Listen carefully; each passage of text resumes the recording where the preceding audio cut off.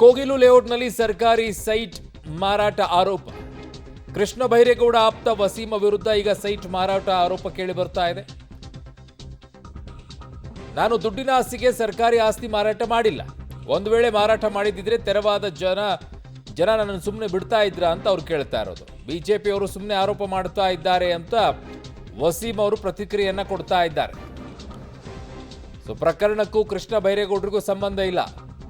Covid ಸಮಯದಲ್ಲಿ ಒಂದಿಷ್ಟು ಸಹಾಯ ಮಾಡಿದ್ದೆ, ಇದಕ್ಕಾಗಿ ಅವರು ಬಡಾವಣೆಗೆ ನನ್ನ ಹೆಸರನ್ನ ಇಟ್ಟರು ಅಷ್ಟೇ ಅಂತ ಕೃಷ್ಣ ಬೈರೇಗೌಡ ಆಪ್ತ ವಸೀಂ ಅವರು ಸ್ಪಷ್ಟನೆಯನ್ನ ಕೊಟ್ಟಿದ್ದಾರೆ. ಸುಳ್ಳು ಸುದ್ದಿ ಇದು. ನಾವ್ ಯಾವ್ದು ಮಾರಾಟ ಮಾಡಿಲ್ಲ, ಜನನೇ ಹೇಳ್ತಾರೆ. ಅದ್ ಯಾರೋ ಪಕ್ಷ ಬಂದಾಗ ಹೋಗೋ ರೋಡ್ನ ಕೇಳ್ಬಿಟ್ಟವ್ರೆ. ಯಾಕಂದ್ರೆ ನಾವ್ ಮಾರಾಟ ಮಾಡ್ತಾ ಇದ್ರೆ ನಾನು ನೋಡೋ ಬಿಡ್ತಾ ಇದ್ದೆ, ನಾನು ಕಳ್ಳ ಆಗಿದ್ರೆ ನಾನು ಅಲ್ಲೇ ಇದೀನಲ್ಲ, ಜನ್ಯ ಮಧ್ಯಾಹ್ನ ಇದೀನಲ್ಲ ಮೇಡಮ್. ಸುಳ್ಳು ಆರೋಪ ಮೇಡಮ್ ಅದು. ಆತರ ಯಾವ್ದಿಲ್ಲ. ಇಲ್ಲ ಮೇಡಮ್, ಸ್ವಲ್ಪ ಲಾಕ್ ಡೌನ್ ಅದರಿಂದ ಸಹಾಯ ಮಾಡಿದೆ ಬಡವ್ರಿಗೆ. ನಾನು ಬಡವ್ರು ಹೋರಾಟ ಇದು ಅದು ದಾನಿಗಳು ಬರ್ತಾ ಇದ್ರು, ಅದು ಸ್ವಲ್ಪ ಯೂಸ್ ಕೊಡ್ತಾ ಇದ್ದೆ. ಲಾಕ್ ಡೌನ್ ನಿಂದ ಸ್ವಲ್ಪ ಸಹಾಯಗಳು ಮಾಡಿದೆ. ಮಹಾನಾಯಕ ನಗರ ಲೇಔಟ್ ಅದು ಕೊರಿಯರ್ ನಲ್ಲಿ ಇಲ್ಲ ಹೋಗಿ ವಿಚಾರಣೆ ಮಾಡ್ಕೊಳ್ಳಿ, ಪರಿಶೀಲನೆ ಮಾಡ್ಕೊಳ್ಳಿ ಅಲ್ಲಿ ಜನ ಹತ್ರ. ಅಲ್ಲಿರೋ ವಾಸದಾರ ಯಾವ ಹೊಡೆದೋಗವ್ರಲ್ಲ ಅವ್ರನ್ನ ಕೇಳ್ರಿ, ನಾವೇನೋ ಕಾಸು ತಗೊಂಡಿದ್ವಿ ಅಂತ. ಅವರು ಖರ್ಚು ಮಾಡ್ಕೊಂಡವ್ರು ಮೇಡಮ್, ಕಟ್ಟಕ್ಕ ಸಟ್ಗಳು ಹಾಕೊಳಕ. ಅವ್ರು ಮೇಸ್ತ್ರಿಗಳು ಅವ್ರ ಕಾಂಟ್ರಾಕ್ಟರ್ ಗಾರೆ ಕೆಲ್ಸವ್ರು ಕೊಟ್ಕೊಂಡವ್ರೆ. ನಮ್ಗೆ ಹೇಳಿದ್ರು ಮುಂದೆ ಬಂದ್ ಸ್ವಲ್ಪ ಹೇಳ್ರಣ್ಣ ಕಡಿಮೆ ಮಾಡ್ತಾರೆ ಅಂತ. ನಾವ್ ಮುಂದೆ ಬಂದ್ ಹೇಳಿರ್ಬೋದು ಅಷ್ಟೇ ಮೇಡಮ್. ಕಾಸು ಅದೆಲ್ಲ ಮೇಡಮ್. ಇರಕ್ ನನ್ಗ ಹತ್ರ ಸ್ವಂತ ಮನೆ ಇಲ್ಲ. ನಾನ್ ಅಷ್ಟ್ ದುಡ್ಡು ತಗೊಂತ ಇದ್ರೆ ಎಲ್ಲ ನಾ ಬಂಗ್ಲೆ ತಗೊಂತ ಇದ್ದೆ. ಇರಕ್ ನನ್ನ ಹೆಸರು ಚೆಕ್ ಮಾಡ್ಕೊಳ್ಳಿ, ನಮ್ಮ ಹೆಸರಿನಾಗ ಯಾವ್ದಿಲ್ಲ, ಏನು ಓಡಾಡಕ್ ಒಂದ್ ಒಳ್ಳೆ ಕಾರ್ ಇಲ್ಲ ನಮ್ಮ ಹತ್ರ. ಈ ತರ ಅದು ಲಾಕ್ ಡೌನ್ ಅಲ್ಲಿ ಸಹಾಯ ಮಾಡಿದಕ್ಕ ಜನ, ಅದು ಗೂಗಲ್ ಕೊರಿಯರ್ ಕೃಷ್ಣ ಬೈರೇಗೌಡರು ಸಾಹೇಬ್ರು ಇದಕ್ಕೆ ಸಂಬಂಧ ಇಲ್ಲ. ಬಿಜೆಪಿ ಅವರು ಅಲ್ಪಸಂಖ್ಯಾತರು, ನಾನು ಇಲ್ಲಿ ಸ್ವಲ್ಪ ಮುಸ್ಲಿಮ್ಸ್ ಲೀಡರು, ಕಷ್ಟ ಸುಖಕ್ಕೆ ಇರ್ತೀನಿ. ಯಾಕೆ ಬಿಜೆಪಿ ಅವರು ಬಂದು ಓಟ್ ಕೇಳೋರಲ್ಲ, ಇಲ್ಲಿ ಓಟ್ ಹಾಕೋರಲ್ಲ ಜನ. ಅದೇ ಬಣವತ್ ಪ್ರಚಾರ ಆಗಿದೆ, ಕ್ಯಾನ್ವಾಸಿಂಗ್ ಮಾಡವ್ರೆ, ಓಟ್ಗಳು ಹಾಕ್ಸ್ಕೊಂಡವ್ರೆ, ಬಿಜೆಪಿ ಅವ್ರು ಹಾಕ್ಸ್ಕೊಂಡವ್ರೆ ಮೇಡಮ್. ಅಲ್ಲಿ ಸುಮಾರು 15 ವರ್ಷ ಆಯ್ತು ಮೇಡಮ್. ಬಯೋಗ್ಯಾಸ್ ಆಗಿದಿಂದ ಇದು 3 ವರ್ಷದಿಂದ ಬಯೋಗ್ಯಾಸ್ ಇಂದ ಓಡ್ತಾ ಇರೋದು. ಹಳೆ ಸ್ವಿಚ್ಗಳು ತಂದು ತೋರಿಸ್ತಾ ಇರೋದವ್ರು.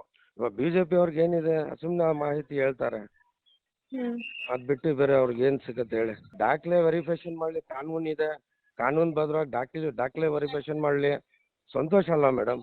ಅದಕ್ಕೆಲ್ಲ ನಮ್ ಕರ್ನಾಟಕದಲ್ಲಿ ಸಹಕಾರ ಇಲ್ಲ ಮೇಡಮ್. ನೀವು ಯಾರು ಏರಬಿ ಅವ್ರು ನಿಂತಿದ್ರಲ್ಲ, ನಿಂತಾಗ ಪ್ರಚಾರಕ್ಕೆ ಬಂದಿದ್ರು ಅಲ್ಲಿ. ಅದೇ ಜನ ಪ್ರಚಾರಕ್ಕೆ ಹೋಗವ್ರೆ, ಬಸ್ನಾಗ ಮೀಟಿಂಗ್ಗಳಿಗೆ ಹೋಗವ್ರೆ, ಹೋಗವ್ರೆ ಮೇಡಮ್. ಅದೆಲ್ಲ ಸುಳ್ಳು ಮಾಹಿತಿ ಹೇಳ್ತಾರದು. ಆ ಲಾಕ್ ಡೌನ್ ಅಲ್ಲಿ ಸಹಾಯ ಮಾಡಿದಕ್ಕ ನಮ್ಮ ಮೇಲೆ ಹಿಂಗ್ ಪ್ರೀತಿಯಿಂದ, ಅದು ಹೆಸರು ಮಹಾನಾಯಕ ನಗರ ಲೇಔಟ್ ಹೆಸರು. ಅದು ಜನ ಏನ್ ಮಾಡವ್ರೆ, ಕೊರಿಯರ್ ಗೊತ್ತಾಗಲ್ಲ ಅಂತ ಹೇಳ್ಬಿಟ್ಟು ವಸೀಮಣ್ಣ ಅಂತ ಇದ್ರು. ಆ ಕೊರಿಯರ್ ಮಾತ್ರ ಇಟ್ಕೊಂಡವ್ರೆ. ಯಾವ್ದು ನಮ್ಮ ಹೆಸರಿಗೆ ಒಂದ್ ದಾಖಲೆ ವಸೀಂ ಲೇಔಟ್ ಅಂತ ಇಲ್ಲ, ಯಾವ್ದು ರಿಜಿಸ್ಟರ್ ದಾಖಲೆ ಇಲ್ಲ. ಅದ್ ಹೆಂಗಾಗ್ಬರ್ತದೆ ನನ್ನ ಹೆಸರು? ಇಲ್ಲ ಮೇಡಮ್, ಸುಳ್ಳು ಮಾಹಿತಿ ಇದು, ಸುಳ್ಳು ಸುದ್ದಿ ಇದು. ನಾವ್ ಯಾವ್ದು ಮಾರಾಟ ಮಾಡಿಲ್ಲ, ಜನನೇ ಹೇಳ್ತಾರೆ. ಇರಬಹುದು, ವಸೀಂ ಅವರು ಸಹಾಯ ಮಾಡಿರ್ಬೋದು, ಆ ರೀತಿಯಲ್ಲಿ ಪ್ರೀತಿಯನ್ನ ಇಟ್ಕೊಂಡಿರ್ಬೋದು, ಎಲ್ಲವೂ ಕೂಡ ಆಗತ್ತೆ. ಆದರೆ ಅವ್ರು ಹೇಳ್ತಾ ಇದ್ದಿದ್ದು ಬಿಜೆಪಿಗೆ ಓಟ್ ಹಾಕಿದಾರಲ್ಲ ಅಂತ ಹೇಳ್ತಾರೆ. ಸೂಕ್ಷ್ಮವಾಗಿ ಗಮನಿಸಿ ಅವ್ರ ಮಾತನ್ನ. ಲೇಔಟಲ್ಲಿ ನಾನು ಸಹಾಯ ಮಾಡಿದ್ದೆ, ಒಟ್ಟು ಬಿಜೆಪಿಗೂ ಓಟ್ ಹಾಕಿದಾರಲ್ಲ, ಬಿಜೆಪಿಯವರು ಓಟ್ ಬಂದು ಕೇಳಿದ್ರಲ್ವ, ಅವ್ರಿಗೂ ಹಾಕಿದಾರಲ್ಲ ಓಟು ಅನ್ನುವಂಥ ಮಾತನ್ನಾಡ್ತಾರೆ. ಇರಲಿ, ಅದೇನೇ ಇರಲಿ, ಆ ಜಾಗ ಸರ್ಕಾರದ್ದು ಹೌದೋ ಅಲ್ವೋ ಅದಂತೂ ಕ್ಲಿಯರು, ಸರ್ಕಾರಿ ಜಾಗ ಅಂಥೇಳಿ. ಮನೆ ಕಟ್ಕೊಂಡಿರುವಂಥವ್ರಿಗೆ ಸ್ಥಳೀಯವಾಗಿರುವಂಥ ಅಧಿಕಾರಿಗಳು ಹೇಗೆ ಸುಮ್ಮನೆ ಬಿಟ್ಬಿಟ್ರು? 3-4 ವರ್ಷದಿಂದ ಆ ಜಾಗದಲ್ಲಿ ಮನೆ ಕಟ್ಕೊಂಡಿದ್ದಾರೆ, ಪವರ್ ಇರಲಿಲ್ವ ಅವರಿಗೆ, ಕರೆಂಟ್ ಸಪ್ಲೈ ಇರಲಿಲ್ವಾ? ಅದನ್ನೇ ಯಾರು ಕೊಡಿಸಿದ್ರು? ನೀವಾ ಮಿಸ್ಟರ್ ವಸೀಂ ಅವರೇ? ನೀವೇ ವ್ಯವಸ್ಥೆ ಮಾಡಿಕೊಟ್ರಾ? ನೀರಿನ ವ್ಯವಸ್ಥೆಯನ್ನು ಹೇಗೆ ಮಾಡಿದ್ರಿ? ಅವ್ರಿಗೆ ನೀರು ಹೇಗೆ ಸಿಗ್ತಾ ಇತ್ತಲ್ಲಿ?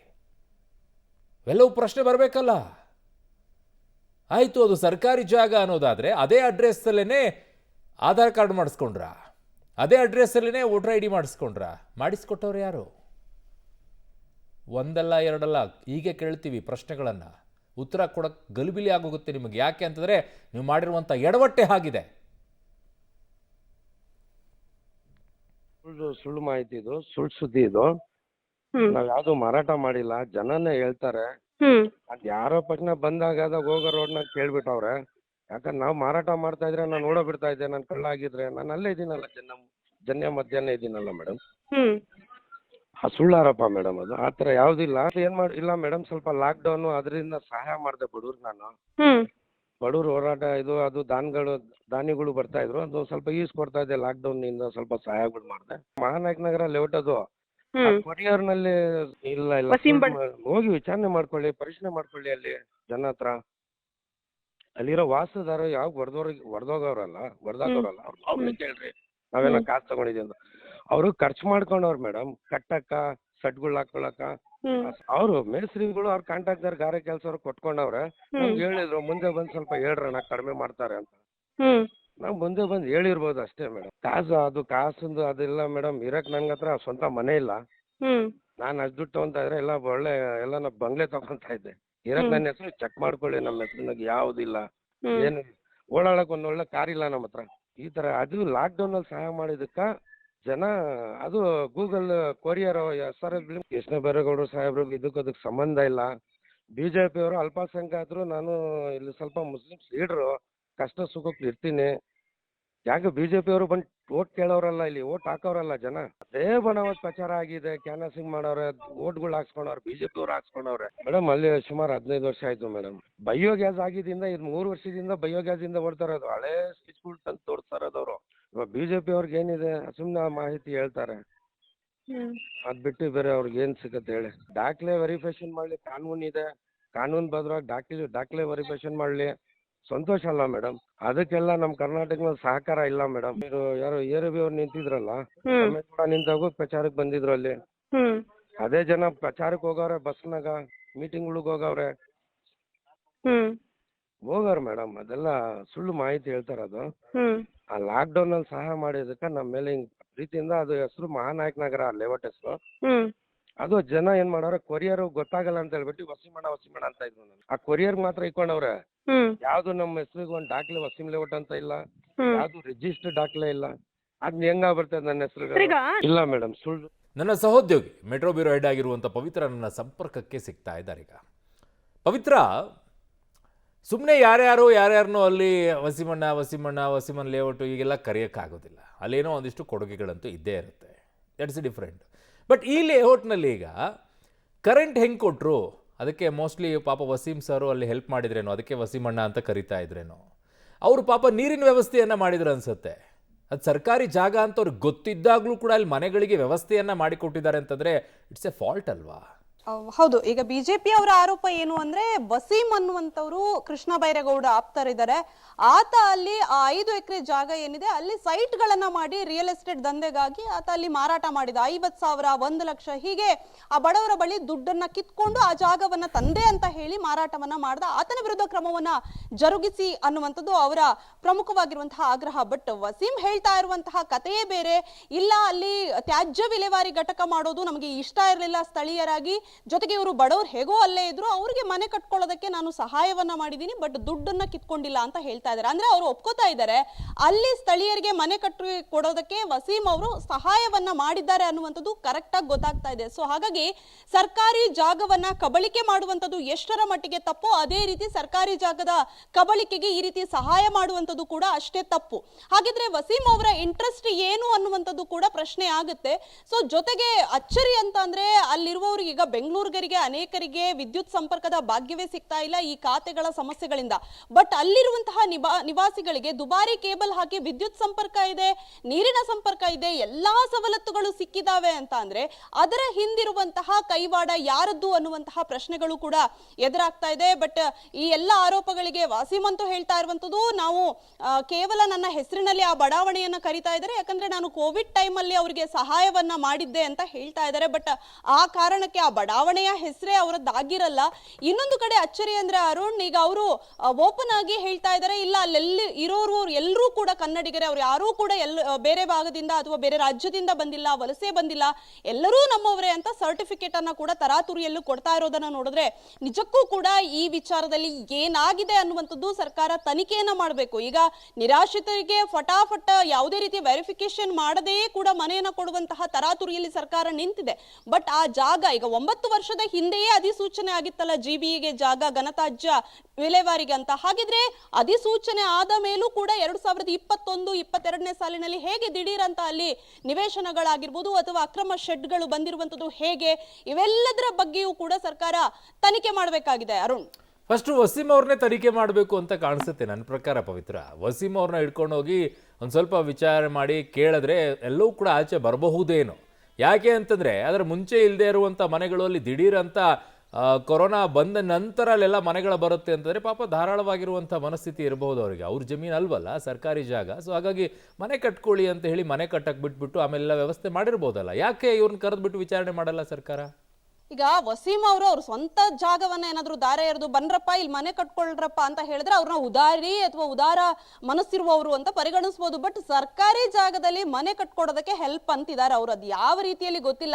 ಬಹುಶಃ ಇದು ಕೃಷ್ಣ ಬೈರೇಗೌಡರ ಅತ್ಯಾಪ್ತರು ಅನ್ನುವಂತಹ ಸುದ್ದಿಗಳು ಕೂಡ ಹರಿದಾಡ್ತಾ ಇದೆ, ಸಾಕಷ್ಟು ಫೋಟೋಗಳು ಕೂಡ ಹರಿದಾಡ್ತಾ ಇದೆ. ಅವರಾದ್ರೂ ಬುದ್ಧಿ ಮಾತು ಹೇಳಿಲ್ವಾ? ಕೃಷ್ಣ ಬೈರೇಗೌಡರು ಮಾತೆತ್ತರೆ ಸರ್ಕಾರಿ ಜಾಗದ ಕಬಳಿಕೆಯ ಬಗ್ಗೆ ಮಾತನಾಡ್ತಾರೆ, ಸದನದಲ್ಲಿ ಗಂಟೆಗಟ್ಟಲೆ ಮಾತನಾಡ್ತಾರೆ, ಜನರ ಮುಂದೆ ಮಾತಾಡ್ತಾರೆ, ಕಂದಾಯ ಅಧಿಕಾರಿಗಳಿಗೆ ತರಾಟೆಯನ್ನ ತೆಗೆದುಕೊಳ್ತಾರೆ. ಅವರದ್ದೇ ಕ್ಷೇತ್ರದಲ್ಲಿ ಸರ್ಕಾರಿ ಜಾಗ ಈ ಪರಿಪ್ರಮಾಣದಲ್ಲಿ, ಅದು ಕೂಡ 5 ಎಕರೆ ಜಾಗ ಬೆಂಗಳೂರಿನಲ್ಲಿ ಒತ್ತುವರಿಯಾಗಿದೆ. ಅಲ್ಲಿ ಶೆಡ್ಗಳನ್ನ ಕಟ್ಕೊಂಡಿದ್ದಾರೆ. ಅದಕ್ಕೆ ಬೆಂಬಲಿಗರು ಸಾಕಷ್ಟು ಜನ ತಮ್ಮದೇ ಪಕ್ಷದ ಕಾರ್ಯಕರ್ತರು ಇರುವಂತದ್ದು.